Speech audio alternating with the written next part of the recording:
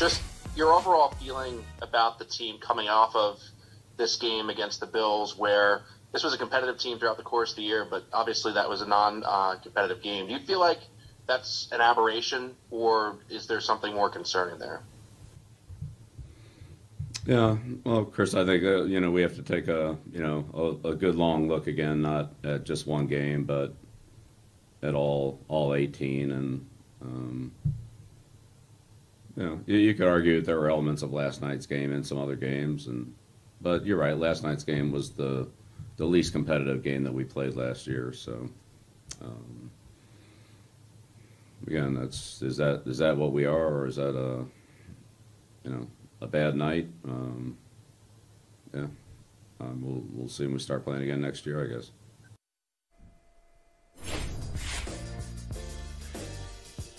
When Belichick does that evaluation, and Michael, we're going to stay away from your Bills evaluations for the rest of the show just to be safe. I'm kidding, man. I'm kidding. I'm joking. Can't take the heat. That's all right.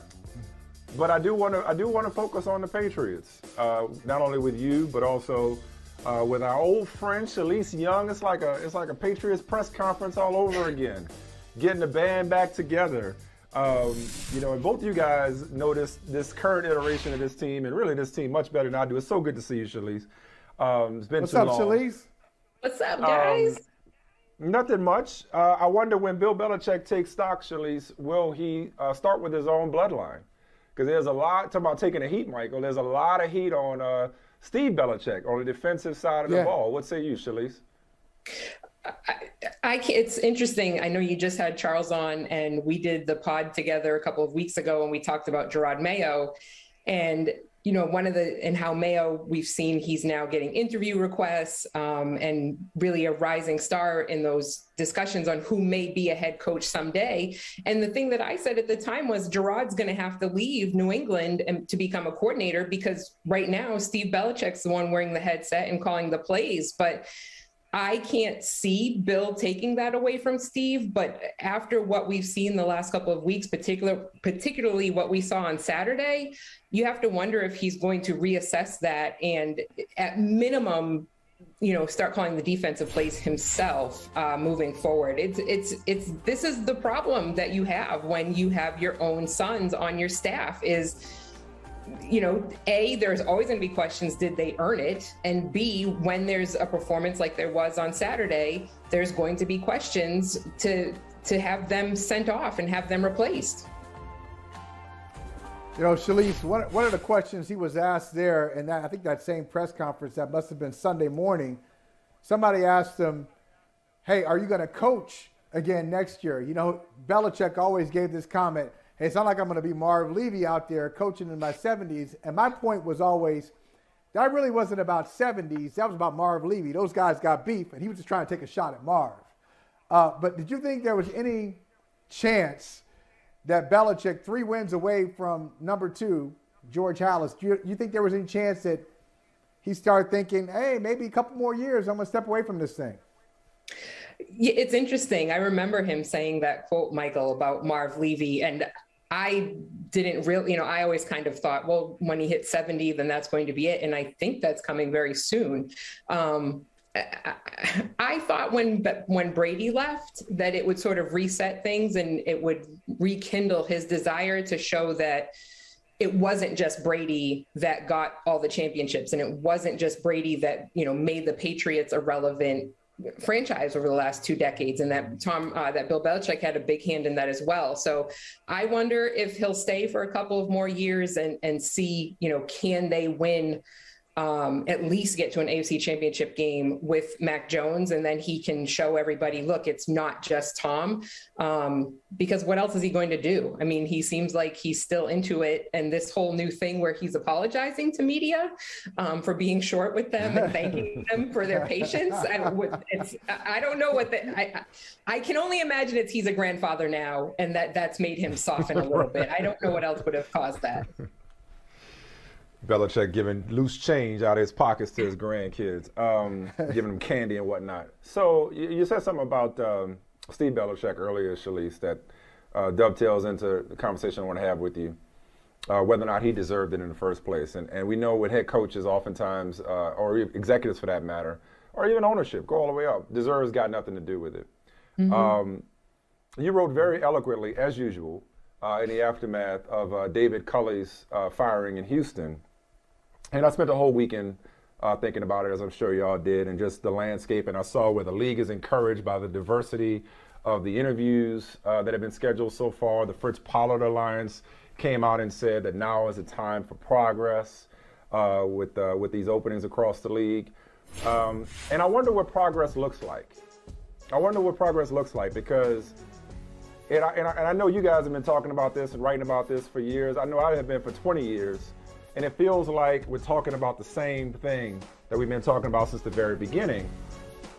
Partly because we're talking about a 32-team conglomerate, a 32 corporation conglomerate, where it's one job 32 different times. Because one guy, it being reduced to one black coach in the league, Shalise, well, it was 3.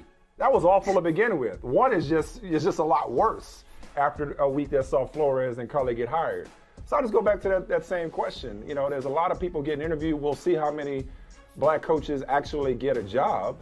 But even if it's 1 or 2 or 3 even, let's say it's Flores again, followed by Bowles and Leftwich or Bieniemy, then we're still talking about a fraction of the coaches that are black compared to obviously a workforce is 70%. So what does progress look like to you, Shalise? It's interesting because I'm not entirely sure. You know, if everyone's trying to trumpet the interviews, and I was doing the same thing when I started seeing, oh, this person's being interviewed for GM position. And then I reminded myself, they have to be interviewed.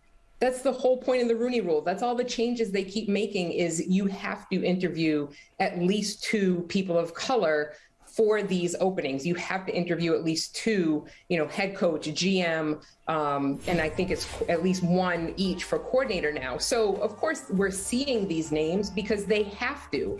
And now the question becomes, is it more just tokenism and checking a box, as we've seen happen time and time again, as recently as last year, when there was a report that Shad Khan had offered Urban Meyer the Jacksonville Jaguars head coaching position in like December, and then in early January, then he interviewed Eric Bieniemy and Robert Saleh, and I think it was Raheem Morris was the 3rd one. So check those boxes, but we've already picked, the white man that we want to coach our team.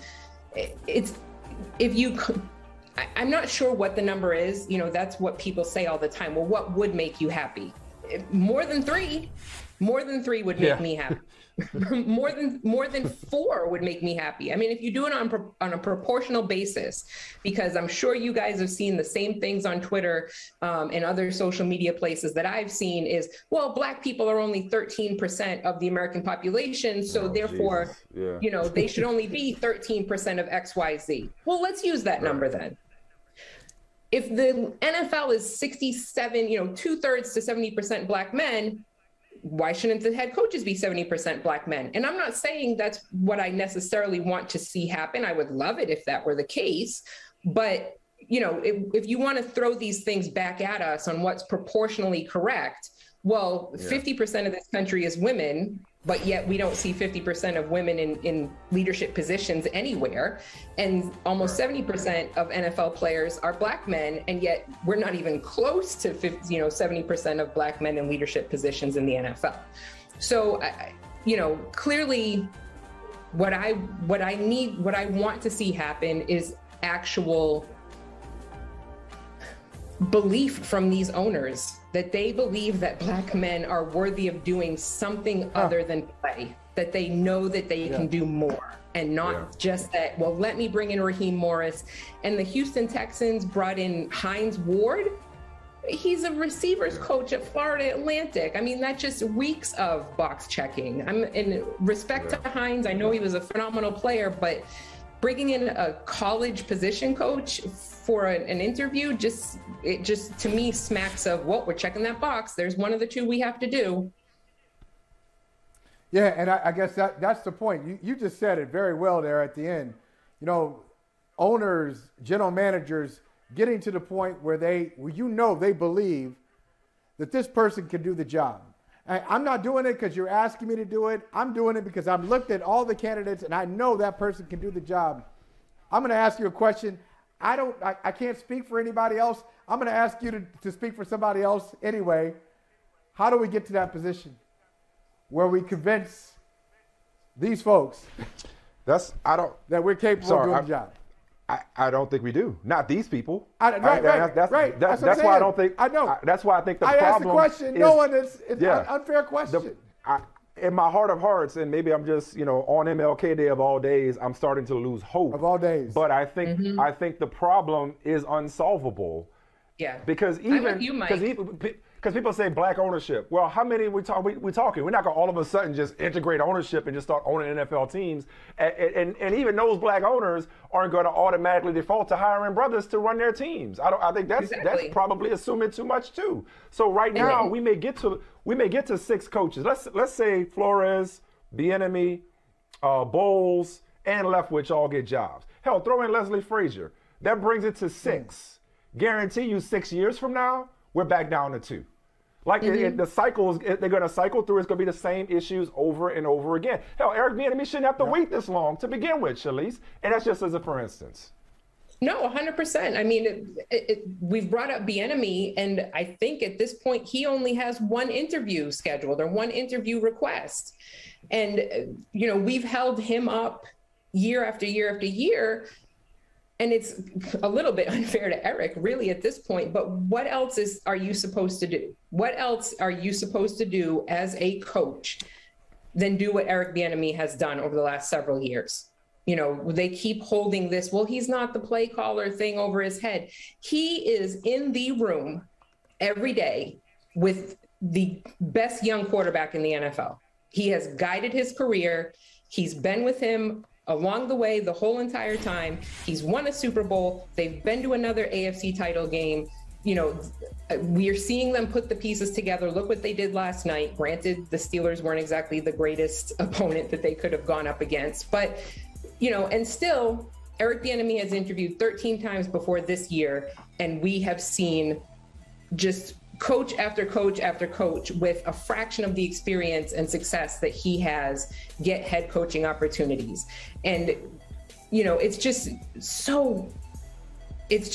so frustrating. And I'm with you, Mike. I've pretty much lost hope at this point. I was fortunate enough to speak to Amy Trask last week, the former Raiders CEO, and she mentioned that she sort of wishes there could be this kind of corporate Darwinism, because there's so much data that shows that companies that have diversity and inclusivity at its highest levels are far more successful than companies that don't. And she wishes that, companies that don't follow that fail.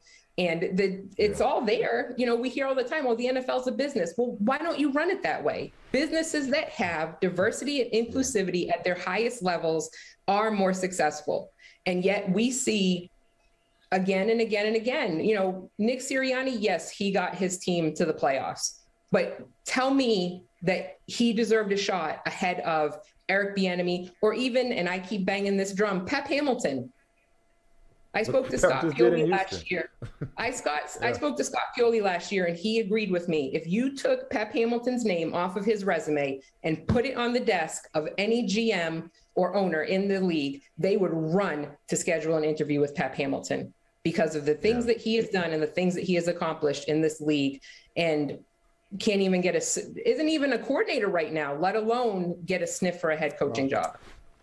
Yeah, no, it's just, and each of these teams, they aren't thinking about the big picture. Houston's not thinking about the optics. Well, they are for their purposes, but they're not thinking about the league-wide optics when they hired David Culley after the job he did.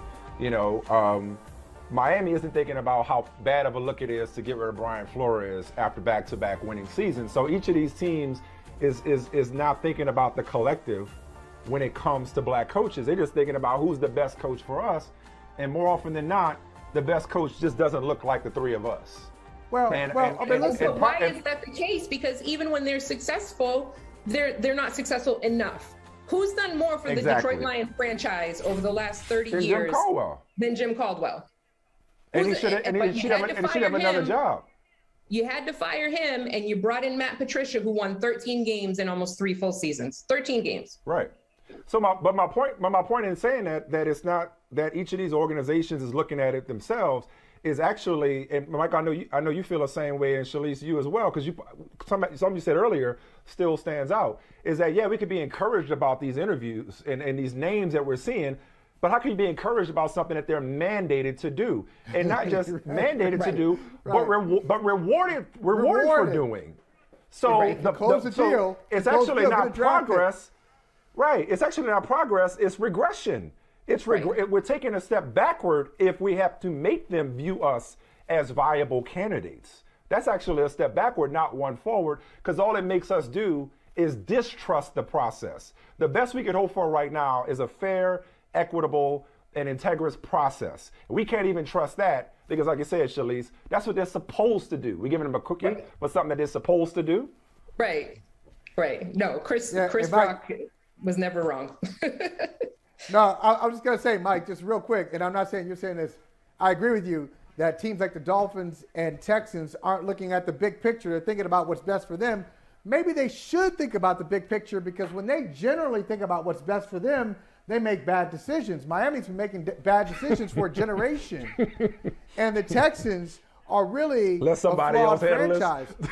So why not think big picture? That might actually help your clear thinking. That might help you think clearer and smarter. Yeah. It's just so frustrating. I had a former front office executive who is a black man text me on Friday night after my column posted, and he said, they don't care about us, and it's just heartbreaking, because what do you say to that? You can offer hope, but it just seems empty. And